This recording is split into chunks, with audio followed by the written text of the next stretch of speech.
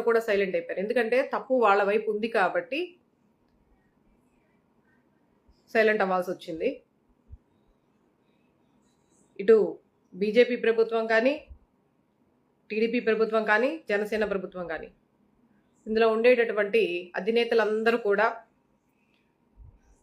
కులాల్ని మతాల్ని అడ్డం పెట్టుకొని ప్రజలందరినీ కూడా రెచ్చగొట్టి దీన్ని చాలా పెద్ద వివాదంలో తీసుకెళ్లాలని పక్కా ప్లాన్ చేసుకున్నారు. ఎట్టకేలకు బెడిసి కొట్టింది.